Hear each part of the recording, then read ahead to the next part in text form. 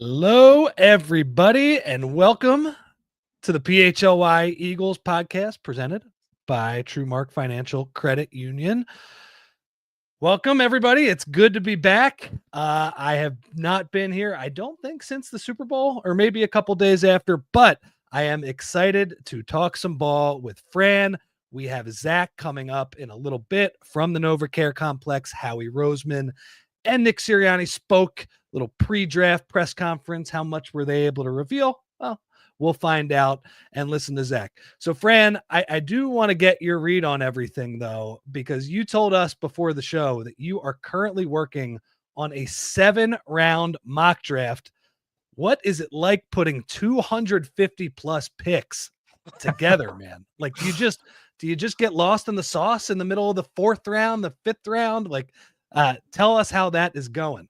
Yeah, there are stretches where I am just humming, and it's like, all right, like another pick, pick 103, 104, 105, and I'm like, man, I just zipped through 5 picks in 2 minutes, right? And then there's a stretch where it's like 3 or 4 picks in a row where I'm like, oh man, I'm struggling here. So it's there's ebbs and flows to it. It's a really fun exercise. It's funny, like to me.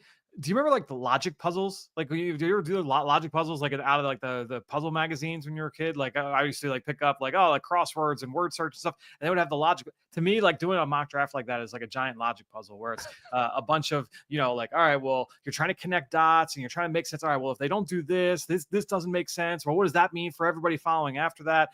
It's a lot of fun and it is crazy. It'll be up for diehards tomorrow.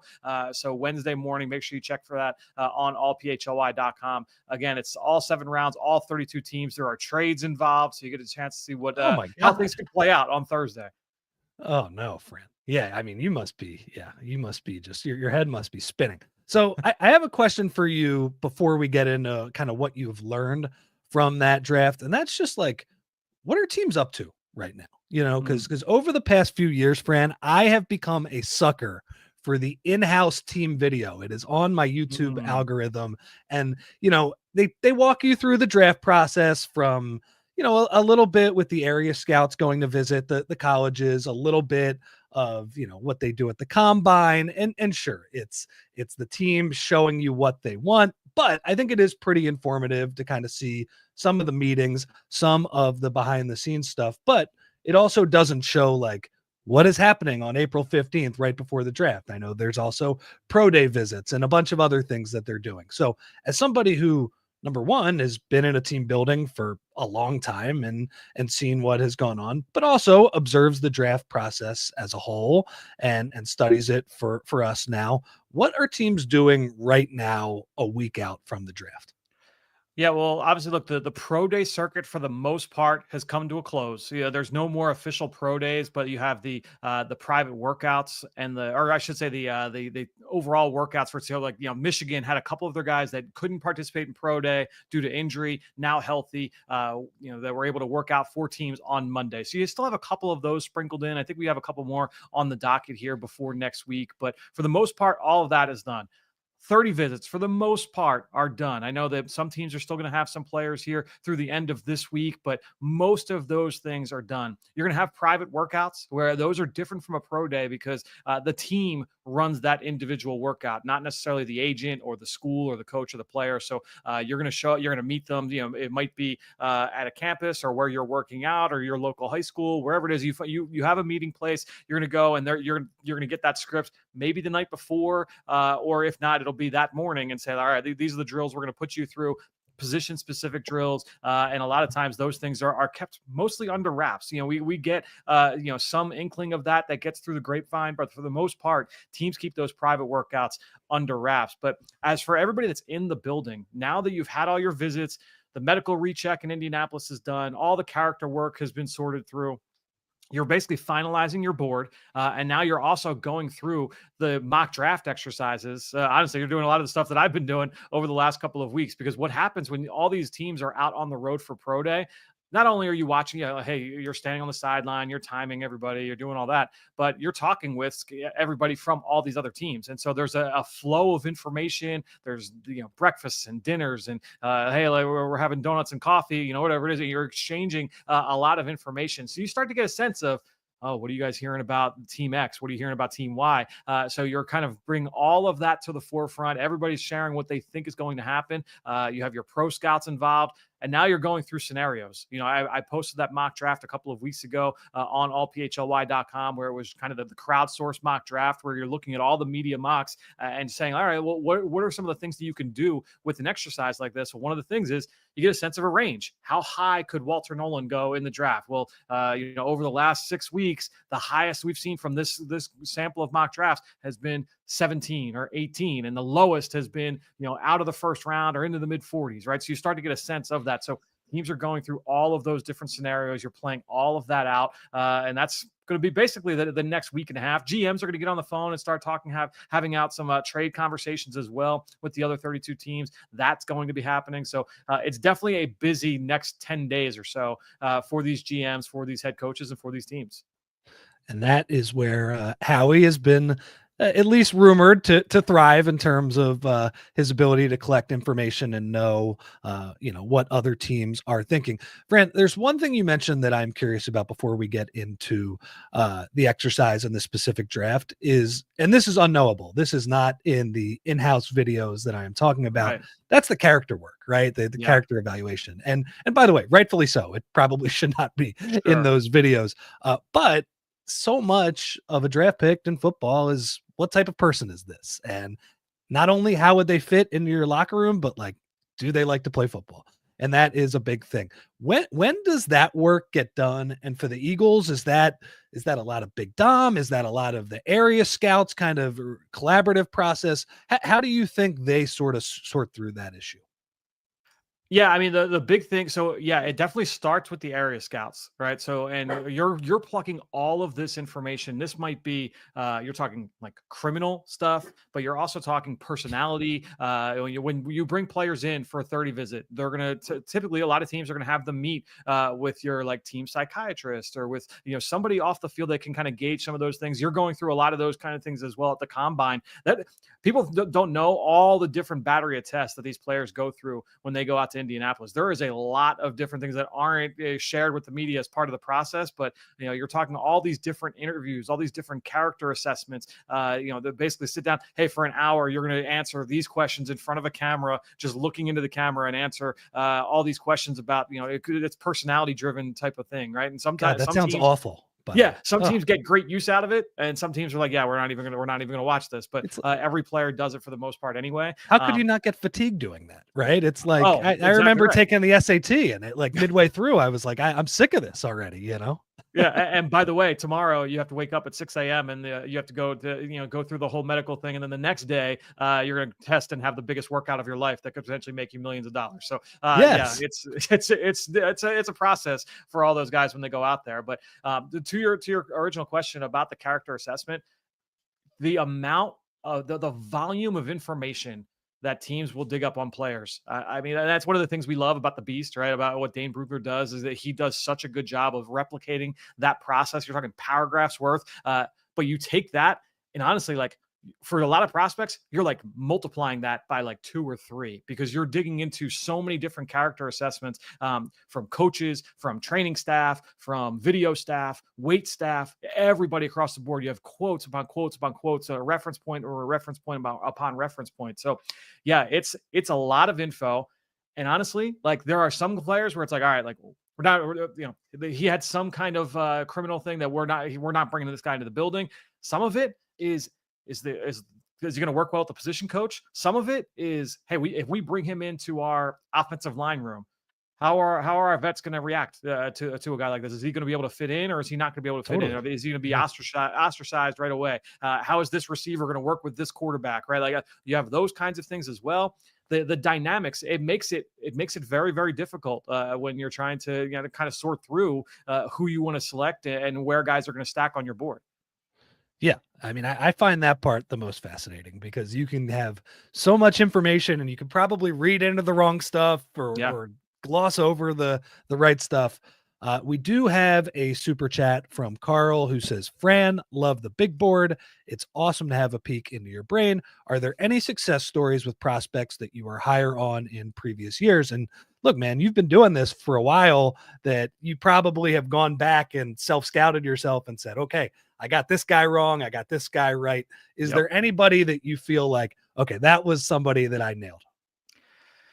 Yeah, I mean, it's a loaded question. I'm looking. I've got my like historical, like all my sheets going back to. I've got notes from 2012 on that I've got saved here. So we're talking like 12, 13 years at this point. So there's going to be some that you. Yeah, there's definitely some on both sides of the coin here. Like I was extremely high on George Kittle. Like he had one of my highest. He had one of my highest grades that year. But that's what honestly, like thinking about it from both sides of it.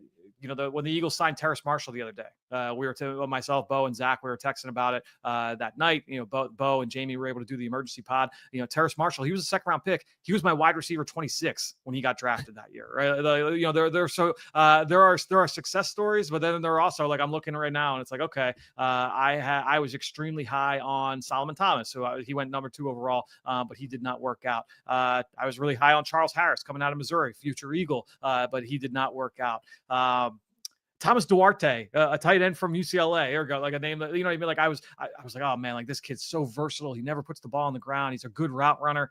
It was early day 3 pick, never amounted to anything in the NFL. So you're going to have, it feels like the bad ones are sticking with you. You're not tooting your own horn. You're not saying the ones that you actually, you mentioned George Kittle, but you're beating yourself up over the ones that you got wrong.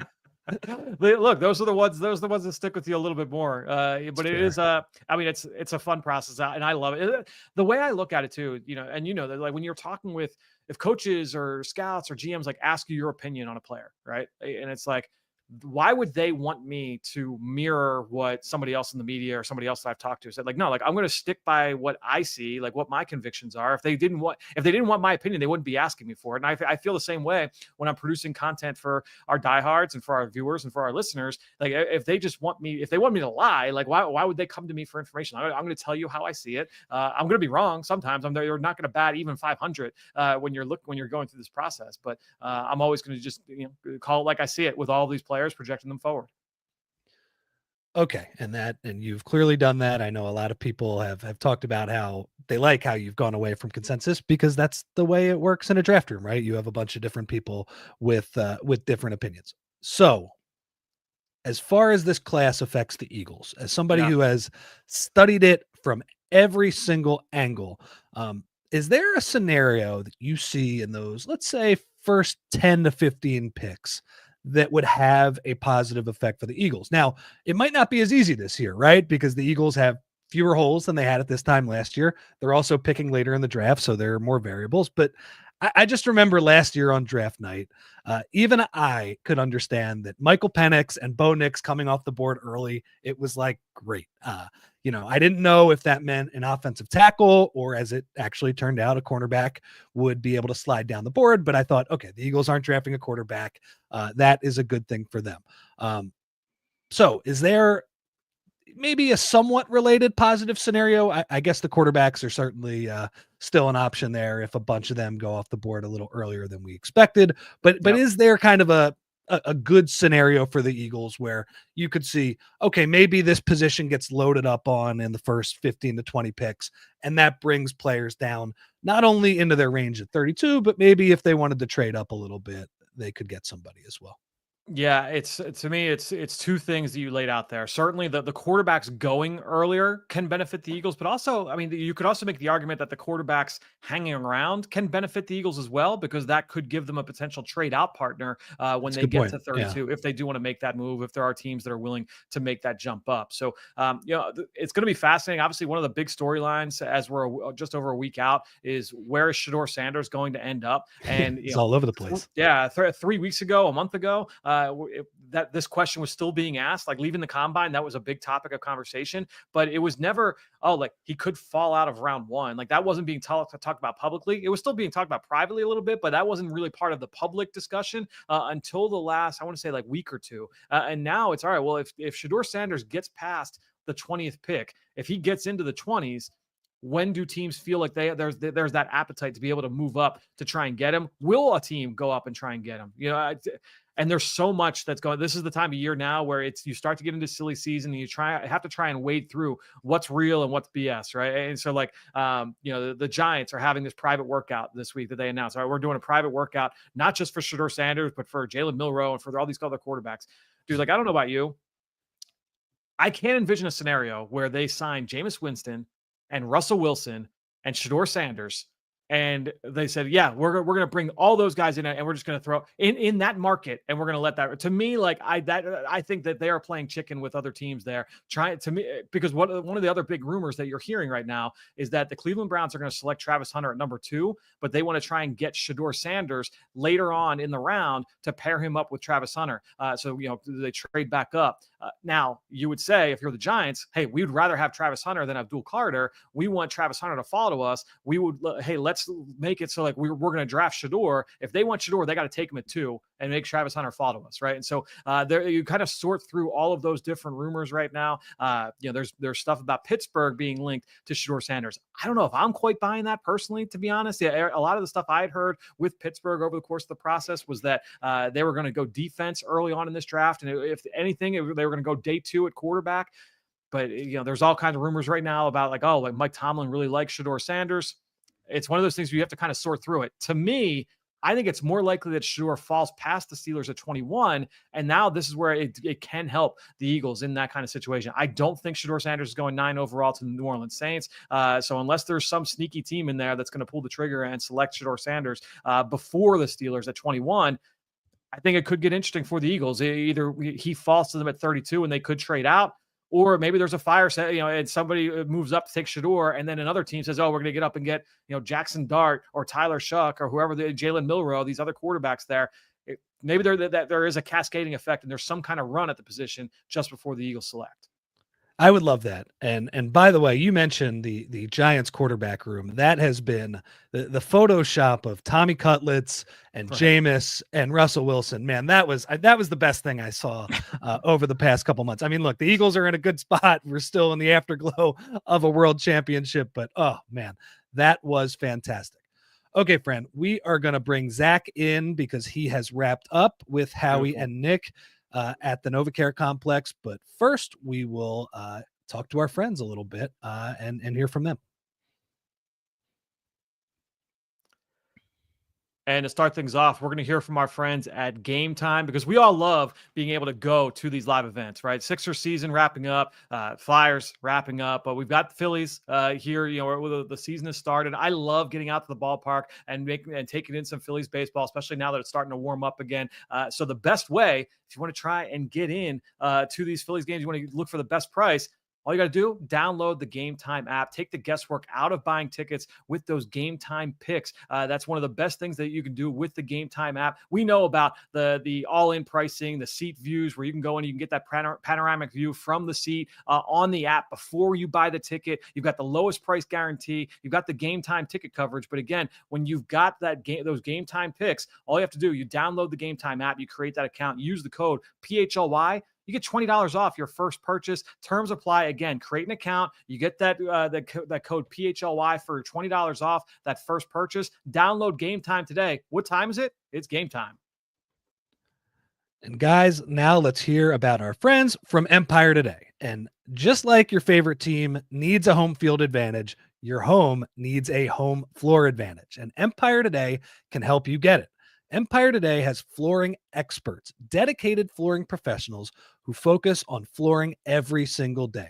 And guys, we've all been to those big box stores. You wander endless aisles, and then somehow you're hauling all of those materials home, looking for an installer, and just coordinating everything by yourself. Those big box stores might have a flooring department, but the person helping you with the flooring, they might have been doing sinks yesterday, and they could be stocking light bulbs tomorrow. It is easy to get overwhelmed there. So why is Empire Today your best bet for a new floor? They live and breathe flooring, and they will be with you every step of the way. It is a whole different ballgame. Their flooring experts bring the showroom right to your home, pick the right flooring and the right colors for your space, and see how it looks with your furniture in your house. It's easy for you, the customer, with everything matching. And you can also get precise measurements taken and have all of your questions answered, so there are no surprises. And with Empire Today, you get clear, upfront, and all-inclusive pricing, plus you can schedule installation as soon as the next day. Nobody likes to wait with this stuff. So schedule a free in-home estimate today, because some things are just better at home. PHLY listeners can receive a $350 off discount when using promo code PHLY. Yes, you heard that right. A $350 discount with code PHLY. Restrictions apply. Visit empiretoday.com/PHLY for full details. And welcome back to the PHLY Eagle Show, presented by TrueMark Financial Credit Union. And Fran, I believe we have the man himself coming in from the NovaCare Complex. ZB, how goes it, my friend? Good to see you guys. I missed being there for the first 15 minutes of the show. I was sitting next to my friend Elliot Shore Parks. I'm like, you think they'll wrap up in time? Do you think they'll wrap up in time? But I'm glad. I'm grateful that Fran jumped in for a bit here. But it was an interesting press conference in that, Howie's an experienced person in this role. When I say this role, I mean giving the pre-draft press conferences, not the GM, because he knows what not to say. He knows what to say. And then Nick Sirianni, you kind of feel for him because he sits there for 30 minutes and there's 2 questions for him the whole time, right? But I guess the headline is Howie saying, and this probably corresponds with Fran's sentiments, is that they never have 32 first-round grades going into a draft, and they don't have 32 first-round grades this year. So he says their process is they always focus on the worst case scenario first, and they have to be okay with the worst case scenario, right? And then they kind of work back from that. So the exercise that they're doing now leading into the draft is, all right, they go through these different mock-ups, if you will, like the same way, we do mock drafts, they do mock drafts, right? And if this is on the board, what do you do? If this trade offer comes, what do you do? But they don't have a guy who is mostly, it would be rare. Something would have to happen for a guy they have a first round grade on to fall to 32.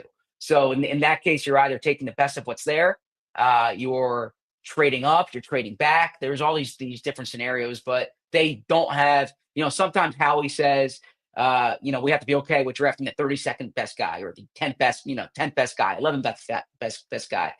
Their 32nd guy is not going to have a first round grade this year. I mean, if they do pick somebody at 32, though, they're going to have to say that they had a first round grade on him, right? If there's no trade available, we know how he loves to move up and down the board. It would be kind of tough for him to say, yeah, we like this guy, but he wasn't a first round grade, but we had to take him because we had no other options. I actually, I think Howie's far enough along where he'll be honest there. He'll be like, look, you're drafting 32. You're not going to, this is a guy we're excited about. That's what he'll say is this is the guy they're excited about. This is the guy they think they have tools. He can help the team. They're not going to say like, this is a guy we had as our 8th best player. And he's there at 32. Now last year but things happen. Last year, Cooper DeJean, and Frank can correct me if I'm wrong here, but the way it was explained to me from Howie and from Jeffrey Lurie is that Cooper DeJean had a first round grade. Cooper DeJean was someone, him and Quinyon Mitchell, they had ranked or they had graded similarly, identically. And that's it. They were in that tier. They went with Quinyon, but had they been drafting 32 last year, Cooper DeJean would have been there. And there was a mitigating circumstances at play. Cooper had an injury leading into the draft. He slipped, right? So that kind of factors into things. This year, there's guys, whether it's Josh Simmons, there's guys with character stuff that could come up to, Josh Simmons' injury. There's players with character. There's all types of variables for why a player would fall. Also, I heard you before I came on. There's if quarterbacks get pushed up the board, if running backs get pushed up the board, like there's a handful of things that can occur that could essentially push a player down the board. Now, does he get pushed to 32? That's hard to say, but it would surprise me if they stick at 32 and draft someone they had a first round grade on. By the way, I don't want to hold Fran up here. I know Fran's doing a lot of guys today, so if he has to get back to grinding film, I respect that.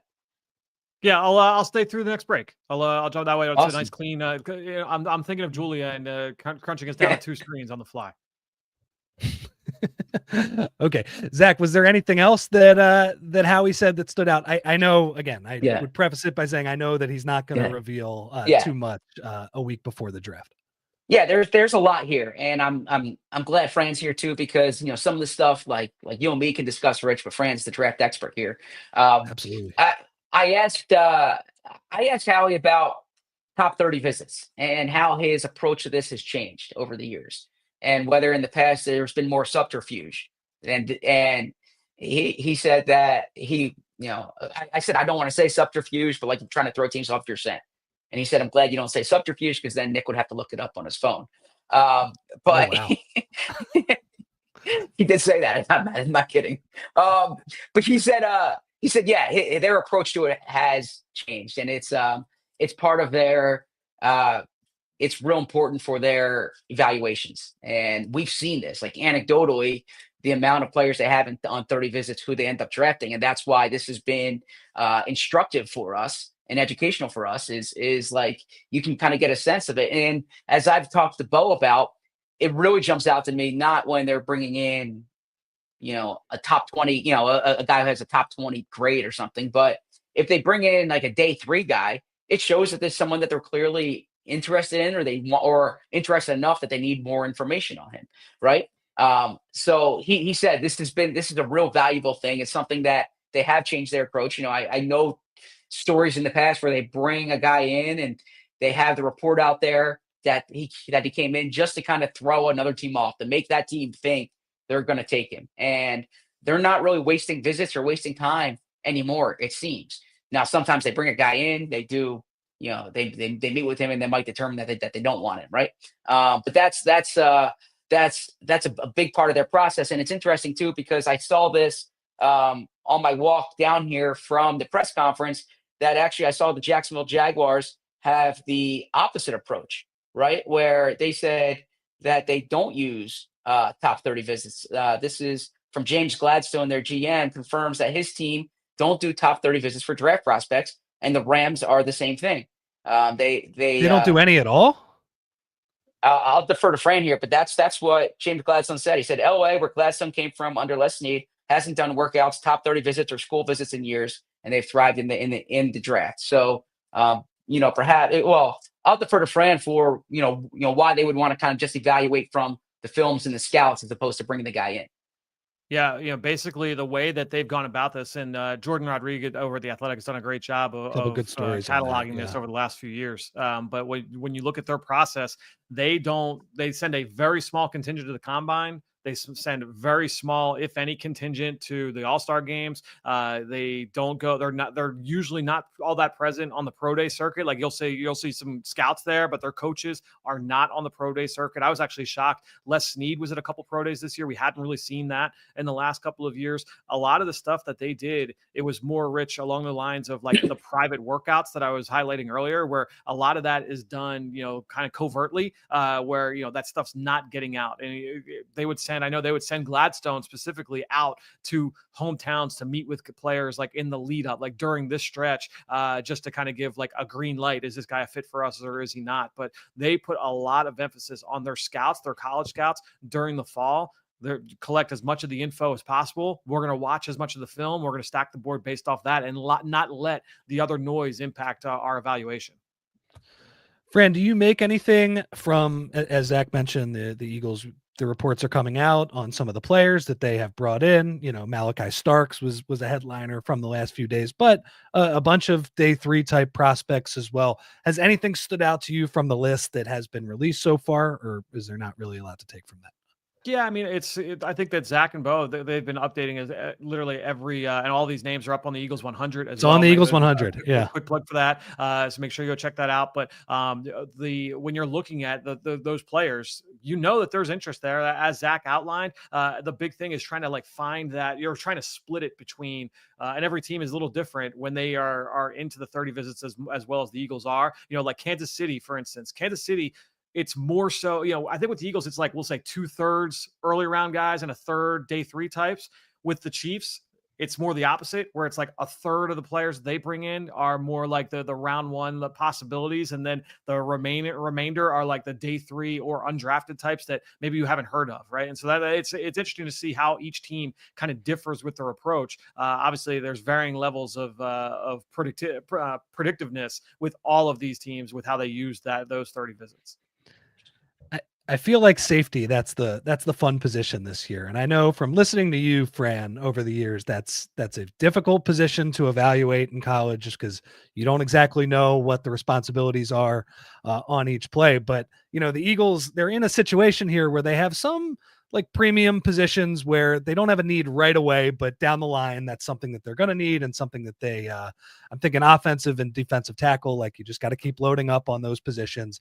But you have positions like tight end and safety that are probably a little bit lower down the list, but you also don't know exactly what you're getting from those positions this year. Now, maybe the Eagles have a better idea with the whole Dallas Goedert situation. But yeah, I think the guys that I think most fans are going to want, and certainly me, I mean, last year I was all in on Quinyon Mitchell and Terry and Arnold, like cornerback jumped out to me, and that's just how the draft board fell. I do wonder if either Starks or Eamon drop down. Like, is that something where the Eagles will just pull the trigger on that pick because they have a high enough draft grade? Because I think Zach has been right in recent days talking about, yeah, they're probably going to load up on the offensive line. That's that is what they would do in this spot. But if a player like Starks drops that far, I do wonder if that becomes kind of the fan cause and everybody thinks, is this the guy they're going to take here?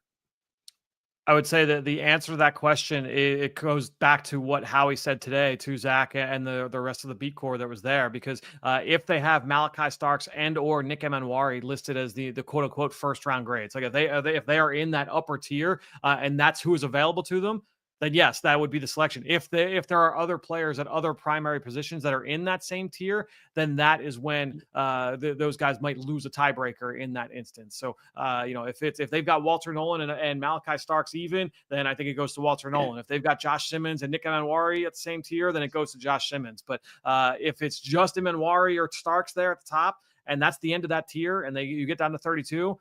That's where I think the safety would be the pick, but I don't know if that would be the ideal outcome. I know, Zach, you've outlined in the past that you don't think, like Rich said, that safety would be the ideal scenario for them in the first round. Yeah, I feel strongly about this. And to me, I really like Malachi Starks as a player, as a prospect. Um, I'm not saying what I would do. I'm saying, having covered the Eagles going on the 14 years, knowing the way they think, is that if they take Malachi Starks, it means that there's not a defensive lineman, an edge rusher, an offensive lineman that they like there, right? Because things being equal, they're going to go with the line of scrimmage any year, but especially this year, and especially this year for a few reasons. It's the positional priority. It's the organizational priority, number one. It's also a relative need. It's not as glaring of need as safety or tight end, but it's a relative need. And then the other part too is it's a strong edge rusher draft class. It's not as deep of a offensive tackle draft class as last year, but you're probably looking more in the range that you're drafting as opposed to last year when those guys were all going in the top 20. And then defensive tackle, similar type of thing. It would surprise me if they're on the board at 32 and there's not an edge rusher or a defensive lineman or an offensive lineman that they like. But I think Malachi Starks within himself is worthy of the 32nd pick. You look at Fran's draft board, you look at other draft boards, you look at just the player himself, and it is a need. It would surprise me if the Eagles went safety there, because I think there's going to be good edge rushers, D linemen, O linemen here. Fran, before we get you out of here, I know you mentioned before that you're thinking on the offensive tackle position with regard to the Eagles this year has kind of evolved over the last few months, considering where they're at. Can you kind of explain what you mean by that? Yeah, I think, for me personally, I think we're the last few weeks, we've seen through free agency, and obviously the team parted ways with CJ Gardner-Johnson. We know the Dallas Goedert situation continuing to unfold, where they're at in terms of from a salary standpoint, making sure that they get the best value possible out of every player on the roster. I'm now a little bit less inclined to think that the team would spend a high pick on a player that doesn't have an immediate path to playing time and having an impact on the roster. And so that's why it's going to be very interesting to just see how that plays out. You know, if a Josh Simmons were to fall to them, a player that is a very talented offensive tackle, has not really been talked about as a potential guard. You know, early on he plays guard, but let's say he were to fall to them there at 32.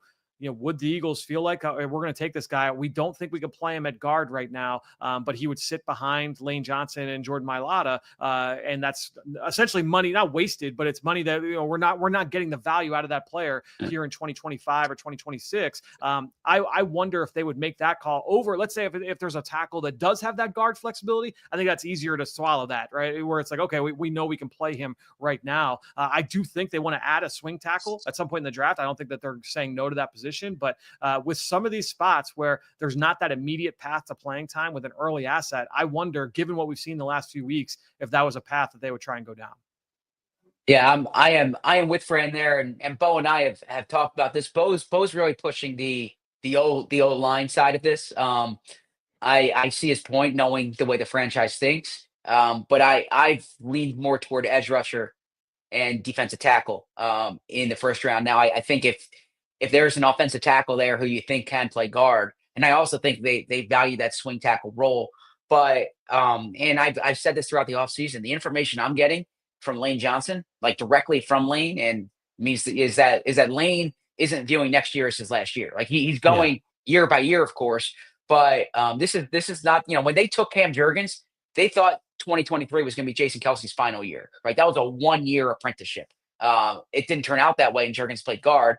Oh, I'm sorry, 2022. They thought 2022 was Kelsey's last year. I don't think they're going into this season thinking this is going to be Lane Johnson's final year. So that might inform the way they think. I just wanted to get this before Fran went off because in the last segment we'll discuss more of what Howie said, but specific to Fran being here, I think this is relevant. Is Howie was asked about the comment that he made on Todd McShay's podcast about it being a non-starter when someone has violence against women in their background. And Howie said that he learned a lot about podcasting on that podcast, that you can say something and it can be clipped and the full thing's not shown. Now, frankly, I listened to it. I don't quite know if it was how it could be taken out of context. Like, I think Howie kind of said what he said, but Howie explained today what I've kind of said on the show, which is I think there's a little more nuance to how they view this.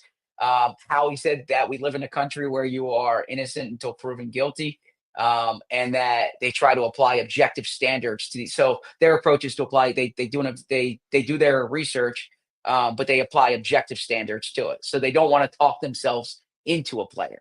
Now, he didn't say if it's how they weigh an accusation versus a conviction, let's say, or charges being dropped or something like that, or a plea deal being taken. Like there's a lot of, as I said, there's, I hate to say wiggle room because this is a very serious issue, but how we kind of framed it as such a way that it's not like if you Google player violence, violence against women or like that, and something comes up that player is completely off their board. Like they have their investigation, they have their information, and then they make their determination based on that.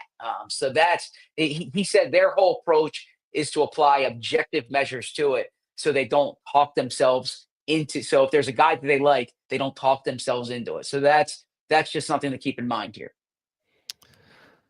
Yeah, I mean, Howie has done an unbelievable job with this team, but I thought that was pretty ridiculous to say. I think there are a lot of instances when they were either close to signing someone or considered signing someone where it's like, yeah, he probably shouldn't have. I believe he just volunteered that information too. It wasn't like he was like asked about it too.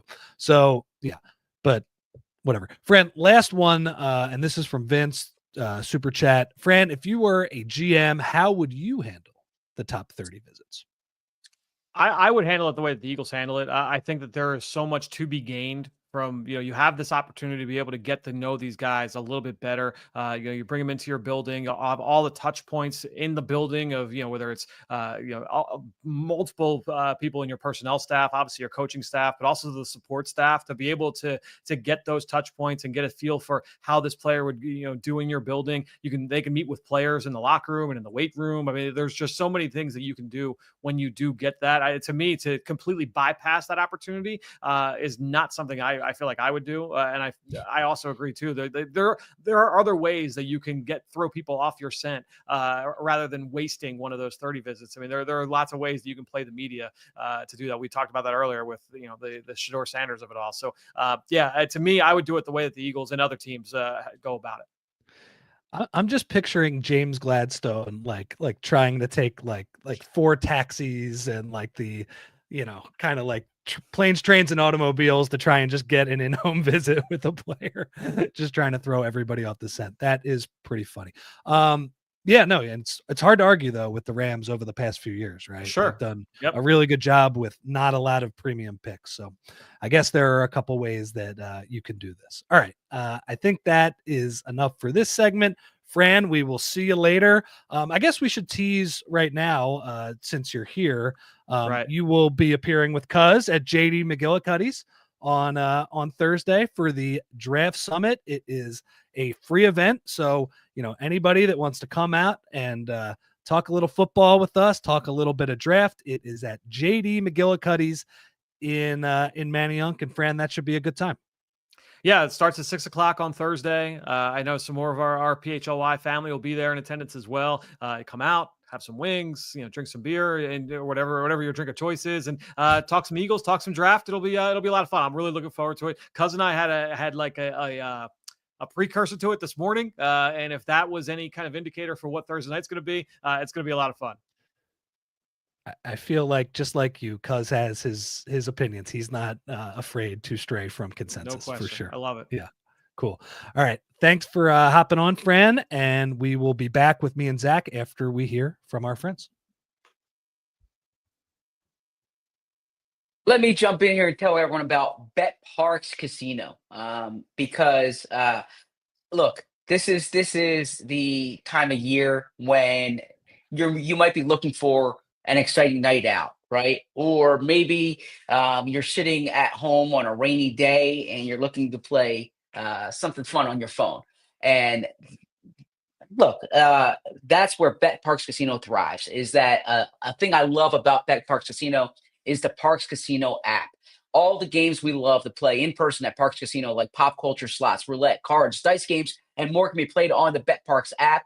Parks Online Casino is the games you love, whether you're at home or on the go. There's times I want to play blackjack. I can't go to the casino. It's great. It's right there on my phone. But I mentioned you're looking for fun things to do at night, and that's where the Excite Center comes in. The Excite Center at Parks Casino is one of many things I love about my casino of choice. Parks Casino is Pennsylvania's #1 casino and is so close to Philadelphia. Located in Bensalem, just take the Street Road exit off I-95 and the PA Turnpike.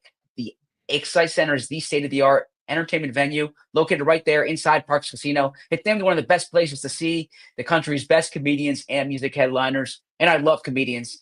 Not as much music headliners. I'll leave that to Julia. Visit betparkscasino.com to buy tickets for all shows. Pre-game the show at their amazing beer garden. Play some pop culture slots, roulettes, cards, and other table games you love while you wait. Parks Casino, this is how you win. Must be 21 and over. Gambling problem, call 1-800-GAMBLER.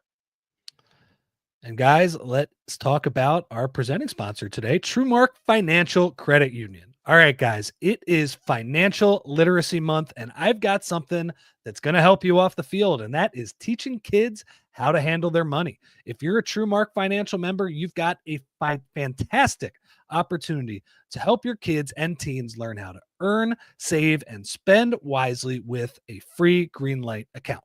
Now, guys, Greenlight, it's not just any app. It's a game changer for your kids. Whether they're setting savings goals, learning how to track their spending, or even getting their allowance, it's all right there at their fingertips. And get this, each kid, they get their own debit card. That's right. They can make purchases, learn how to budget, and build real-world money skills while you stay in control from your phone. You get peace of mind, and they get the chance to make smart, responsible choices with their money. So if you're looking for a way to teach your kids some financial plays, this financial literacy month, I cannot recommend this enough. It's like training for life's biggest game. So go on and head over to truemark.com/greenlight and get all the details and sign up today. Don't miss the chance to set up your kids for financial success. And welcome back, everybody, to the PHLY Eagle Show presented by TrueMark Financial Credit Union.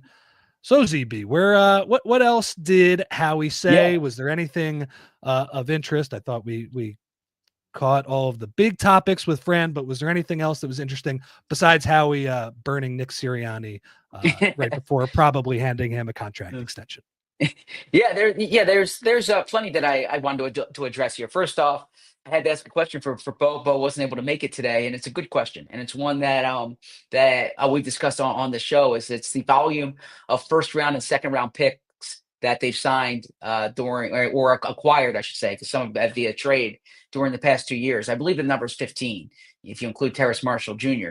in there. And Howie said that their strategy is just every acquisition is independent, but their strategy is to acquire talented players. And typically, if you're drafted early on, there's talent in your body, and they view the value of second chances.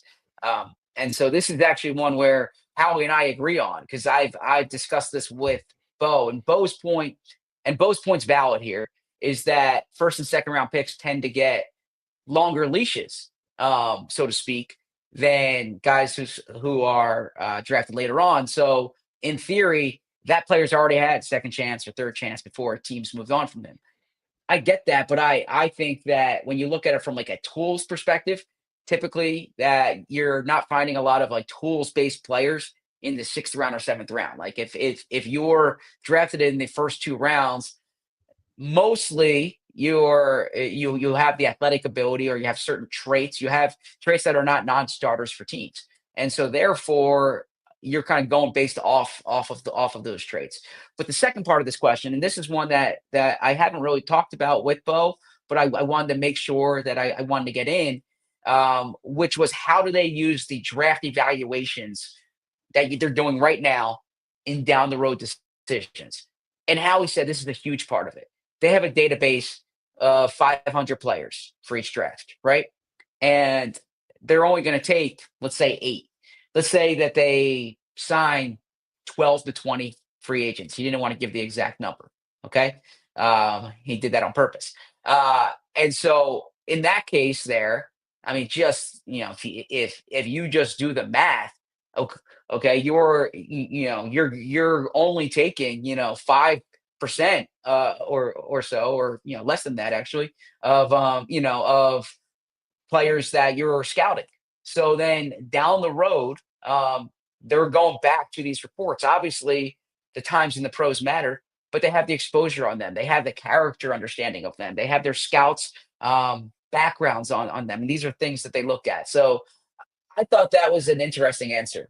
That's one. I'm curious your thoughts, and then I'll move on to some other topics that he talked about too. Well, when you're talking about that, the guy that stuck out to me in terms of a top draft pick, so clearly having athletic tools and traits that got him towards the top of the draft, but also somebody that they signed in free agency that they could go back and look at what their initial eval was, is Azeez Ojulari is the guy that that stood out to me, right? Where he was able to do both. So yeah, I mean, I guess you've talked about this, but you think the ideal spot for the Eagles now, I mean, depending on the player, right? If Walter Nolan's there, maybe he just has the most talent and you end up taking him because they clearly value that position as well. But it seems to me like you think probably the most pressing position for the Eagles is actually edge rusher, right? I do, for a few reasons. Number one, I don't love their depth chart as it stands. I don't know if you can count on Bryce Huff being a contributing player this year. So in that case, you're looking at the top two of Nolan Smith and J. Hunt. J. Hunt has a lot of promise, but there's still a lot of development ahead of him. Azeez Ojulari was a good lottery ticket. I liked the signing. He was someone who I thought they should have gone after in free agency, and they did. Josh Uche has, he's shown that he can be a double-digit sack guy, but he's also shown that he can be a 2.5 sack guy, right? So you don't know which version you're getting. So I think this is critically important that they add to this position. Number one. Number two, it's obviously an organizational priority. But number three, I really like this edge rushing group.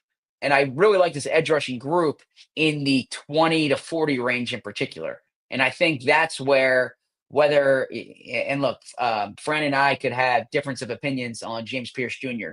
or Donovan Ezaraku. But Nice. these are players who've been good players in college football. Nick Sirianni is someone who's in that range. Mike Green could potentially be in that range. Shamar Stewart could potentially No. be in that range.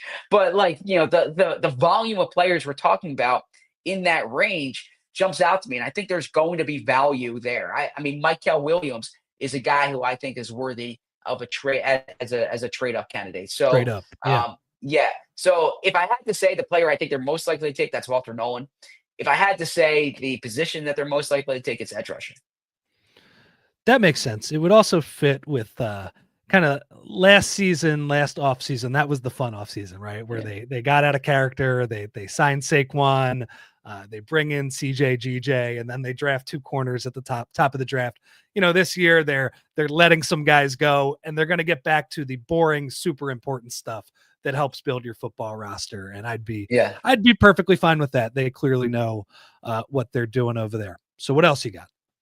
Yeah. So Nick Sirianni, he spoke about tight ends and what he looks for in tight end. He likes big, physical, fast tight ends.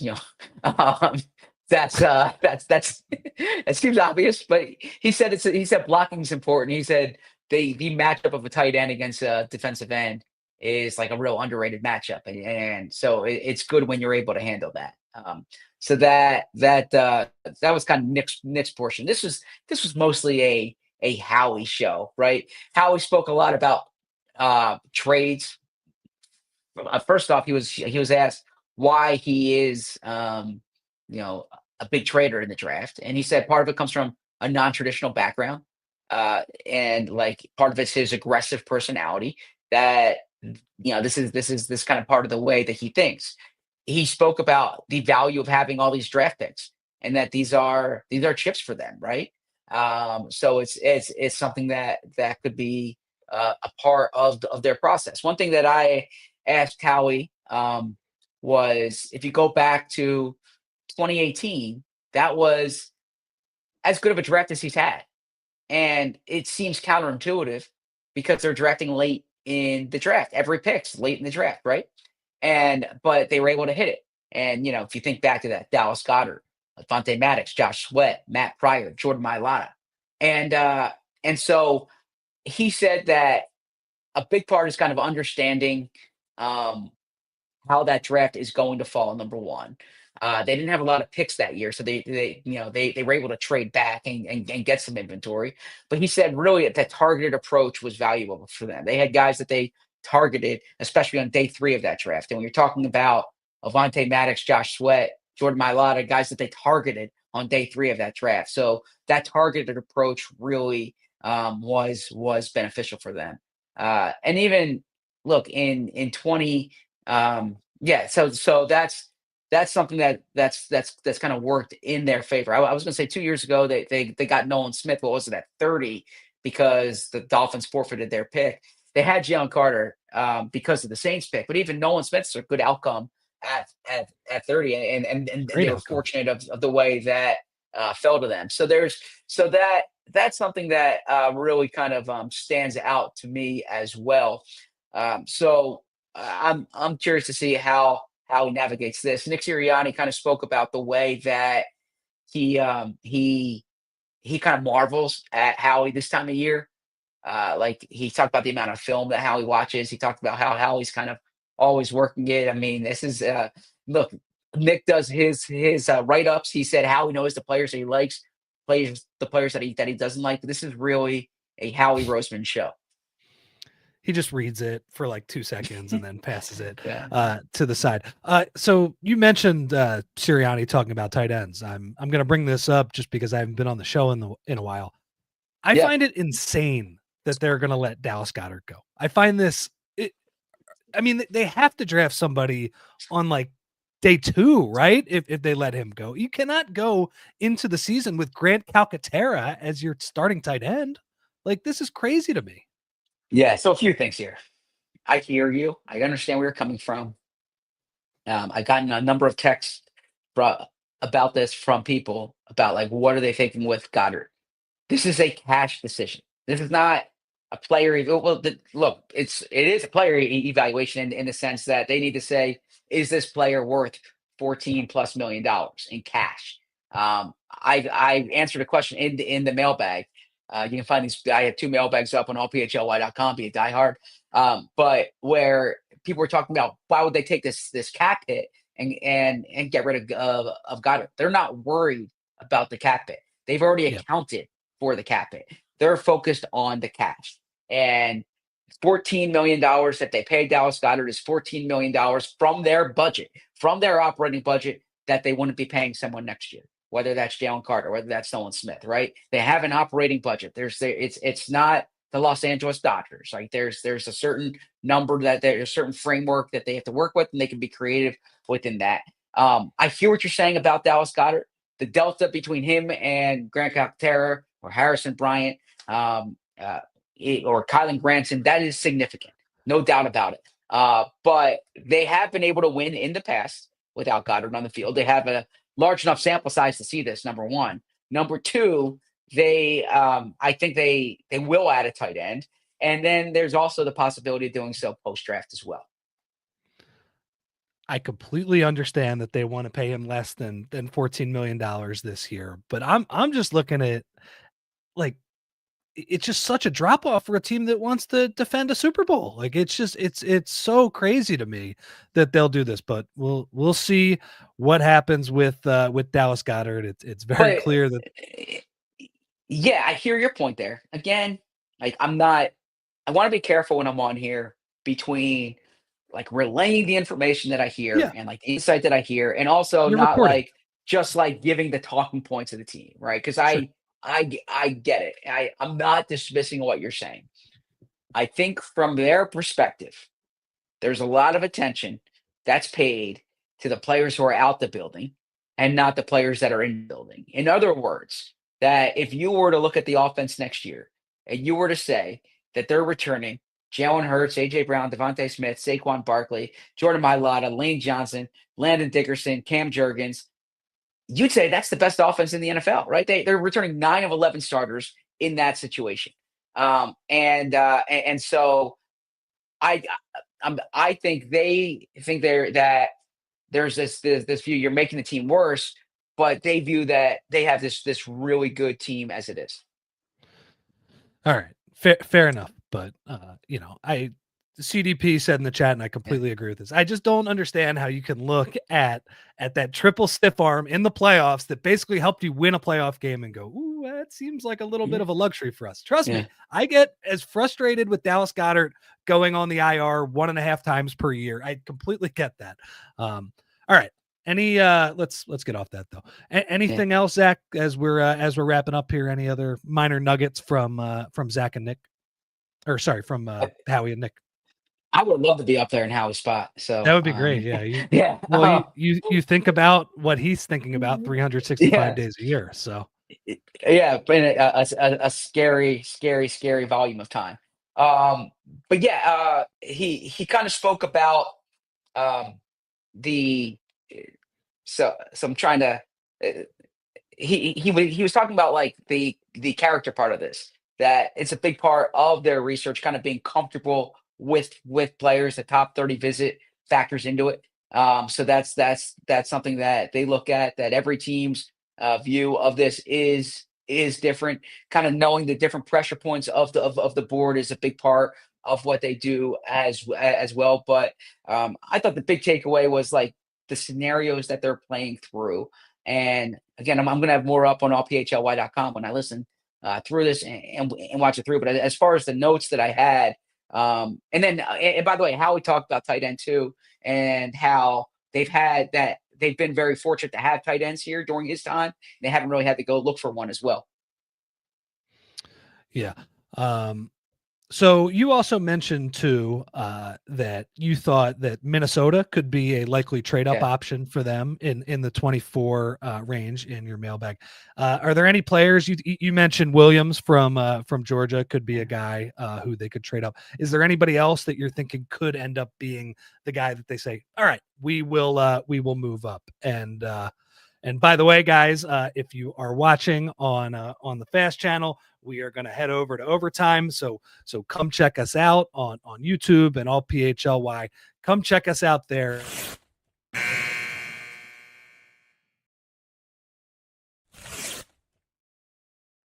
Overtime. I love that. Yeah, so we were in overtime now here. And I mentioned Michael Williams. I look at Kelvin Banks and Josh Simmons as two players I would point to. Now, in Josh Simmons' case, if you're trading up, you want to think that he can play guard. And Fran was pointing that out. I think Kelvin Banks, there's more optimism that he can play guard. But Michael Williams is the player that jumps out to me. I think Walter Nolan in a slight trade up scenario is something that I would watch too. I think Nolan, if you stick and pick at 32, you can do that. But like if the board's falling a certain way and you want to try to jump up to like 28 or 29 to get Nolan because there's a delta between Nolan and everyone else, I could see a slight trade up. But I think if you're trying to trade up to 24, I think Michael Williams is a player that I would really watch for the Eagles.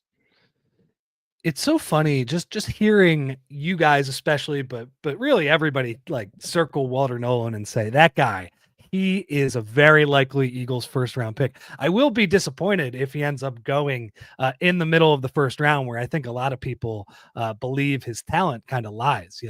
I do find it so weird that, most people think like, yeah, this is a middle of the first round player, but he ends up falling to the Eagles in a lot of these mock drafts from what I can see.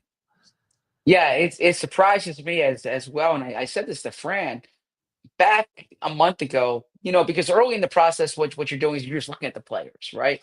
And then about a month out, you start to say, all right, where are they going to get slotted? And Walter Nolan, I thought he was going to be a top 20 player in this draft. It surprised me when I started seeing his name in some of these mock drafts. And so that I think he's like, if they're okay with everything that we don't know about, which is health and character, and they just kind of look at the player, the playing style, the age profile, the athletic profile, it jumps out to me. That is an Eagles pick for sure. I see in the chat someone says the pick is James Pierce Jr. at 27. If I were Howie Roseman, James Pierce Jr. would be a player I would look hard at. I don't know what their evaluation of James Pierce Jr. is right now, but I think James Pierce Jr. Can get to the quarterback. I was talking to a friend of both of ours. I don't want to name his name. He listens to the show. He's another reporter, and he and I disagree on James Pierce Jr. And he says he's like a one move guy, and I was like, yeah, but that one move sacks the quarterback, right? Like it's a demonstrated ability that sacked the quarterback. If you're faster and quicker and you have that great first step, I saw it with Javon Curse. To me, if you're good at football, like if you're good at sacking the quarterback, and you have elite traits, that's a great combination. And James Pierce has that for me. Last one from me, just from reading your mailbag today. Do you think there is a scenario where you mentioned that the first round pick, you get the 5th round option for them, and the last time that the Eagles were in this scenario, picking last in the first round, Super Bowl champs, whoop whoop, all that stuff, they traded the pick to Baltimore, who got Lamar Jackson and wanted to get the quarterback at the end of the first round.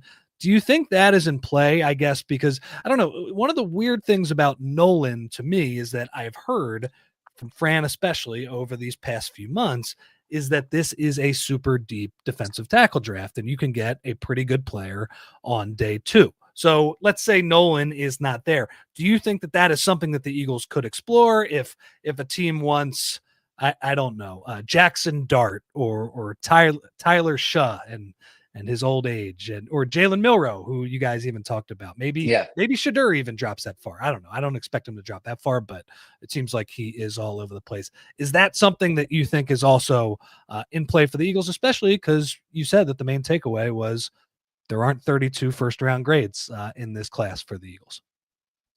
Yeah, that's the big variable here is that 5th year option is valuable for teams trying to trade up and get into pick 32, especially if they have eyes on a quarterback. If you like a quarterback, you want that 5th-year option attached to him. Like, you don't want to take a quarterback 33. You'd rather a quarterback 32, just because of kind of what that could do for you. If he pans out to be a good starter, if he turns out to be a good starter. Before I came on and I was listening to you and Fran talk, I thought Fran made a great point. I don't know what's better, having the quarterback drop to 32 and then he's a trade up chip, or having quarterbacks go early and it pushes a guy down the board. I would think And that either you way, would rather, right? Yeah. yeah, I would think you would rather the quarterback go early and push guys down the board, because it takes 2 to tango, and you're going to need someone who wants to trade to get that quarterback. But that was the case in 2018 when Lamar Jackson was on the board at 32. The Eagles were able to make a good trade with Baltimore. They traded back. One thing I could see the Eagles doing, and I mentioned this too, is trading back in the 2nd round. So trading from 32 into, let's say, 45, right? And then trading up from 64, right, into like the 50s. And then in theory, you can get, let's say, you can get 2 of your top 40 players, because I imagine some point in, those first 49 picks, there's going to be a guy you don't have rated in your top Yeah. 40. So you can get 2 of your top 40 players by trading back and then trading up. So that's something that I would watch closely for the Eagles. It's something I can see them doing. I like trading up this year. And, I always like trading back. I'm talking out both sides of my mouth. I like trading back in the sense that I think it takes a certain amount of hubris, like, to give up a lot of picks for a player, because you kind of want more cracks at this. But I like what Howie's done in the past, which is trade up and then trade back, because to me, there's more of a difference between pick, let's say, 24 and 32, okay, than there is between pick 64 and 75 or something like that, right? Because I think when you get into those when you get later on, it's just a wider range there. It's a bigger pool of players that you're looking at. Whereas earlier on, that's not the case. So Howie's done a good job being able to recuperate picks. Also, we saw that last year when he traded up for Cooper DeJean. Then he traded back, gets Jalen Hunt at the end of the 3rd round, but also picks up picks the next day, and then trades those picks for picks the next year. So that's something that I would watch closely. I mean, Howie deserves a lot of credit for this, and Jeffrey Lurie does too. But it's so true that, like, a lot of his moves are just being patient and saying, like, all right, cool, you want this 3rd round pick this year, or this 4th round pick this year, and you're going to give us a 3rd next year. Like, done. Like, absolutely. I'm still going to be here next year, and that's a better pick. So we have seen that time and again. And you're right. I mean, his maneuvering and getting that. What did he end up getting last year with all of those moves on the end of day 2? Yeah, he got Miami's he 3rd got round an pick? extra 4th. Yeah, he got an extra 3rd, 4th, and 5th, I believe. Yeah. Right? Is that what it was? And then he traded that 3rd in the Dotson deal. But no, you're absolutely right. Howie, the Eagles don't devalue future picks the way some other teams do. Now, I actually think the Eagles can trade from their reservoir Sure. of future picks this year, because they have 11, or I'm sorry, yeah, they have around 11 coming next year, presumably. But also, for the reason you just said, if they have extra picks next year, they'll just trade and get extra 26 picks, and extra 27 picks, and they'll just kind of keep, pushing the can down the road. Makes sense. All right, ZB. Been a long day for you, so I'm going to let you go. What do we have tomorrow? Bo is back tomorrow? Yeah. First off, I appreciate you jumping in today. Thank you. Absolutely. Always enjoy talking to you. We'll be talking to a lot of each other too in the month of May. I imagine, because Bo has some exciting life events coming up here. But yeah, tomorrow Bo and I are back in studio. I believe we'll be breaking down cornerbacks. Okay. So we will be talking about Travis Hunter and Will Johnson, who the Eagles will not get, but we will also be talking about Maxwell Hairston and Benjamin Harris. I'm sorry, Benjamin Morrison, someone who I like maybe more than some others do. We'll be talking about Parrish from Kansas State, a guy who I think is a decent player. There's a handful of players here. The Iowa State guy is an interesting guy. So yeah, so it'll be a fun cornerback discussion tomorrow. with Bo, and then you mentioned Thursday night. Make sure you're at JD McCulcuddy's for that event. I will not be on Thursday's show. I want to be on Thursday's show remote, but I think I think Fran, Bo, and they'll have a special guest as well talking about safeties. I will be out in Fort Collins, Colorado, and I will be joining remotely on Friday. And then next week is the week we all get into it. So can't wait for that. Great teases all across the board, ZB. I appreciate that. Okay, so Bo and Zach, we'll see you guys tomorrow, and thank you to everybody in the chat for commenting today. So we'll see you tomorrow, and I guess since I'm hosting, I'll just copy Bo and say we love you. We all silly like the mayor.